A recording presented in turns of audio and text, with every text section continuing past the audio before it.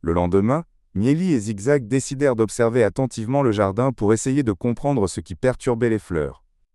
Tôt dans la matinée, alors que le soleil commençait à peine à réchauffer l'air, ils virent une grande ombre approcher. C'était un humain, avec un énorme arrosoir. L'humain commença à verser de l'eau sur les plantes, mais avec une telle force que certaines petites fleurs délicates furent pliées et même cassées. L'eau emporta une partie du pollen des fleurs restantes. « Oh là là !» s'exclama Mieli, agrippé à une feuille pour ne pas être emporté par le courant. « C'est comme une petite tempête. » Zigzag, réfugié sous une grosse feuille de rhubarbe, hocha la tête. « C'est vrai. Toute cette eau d'un coup, ce n'est pas comme la douce pluie.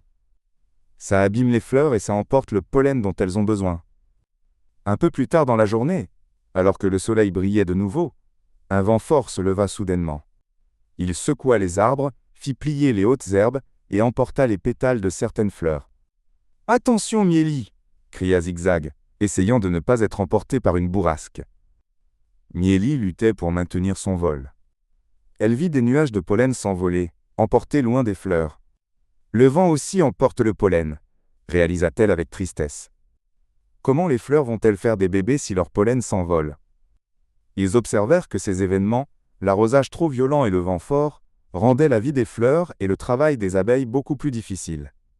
Les fleurs étaient secouées, leur pollen disparaissait, et il devenait plus compliqué pour Mieli et ses amis de se poser délicatement pour récolter le nectar et le pollen.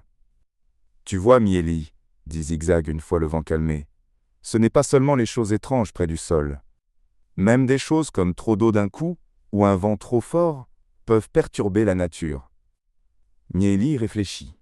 Elle comprenait maintenant que de nombreux facteurs pouvaient affecter les fleurs, et, par conséquent, les abeilles et les papillons. Il ne s'agissait pas seulement des bidons mystérieux. Il fallait trouver un moyen d'aider les fleurs à être plus fortes face à ces perturbations.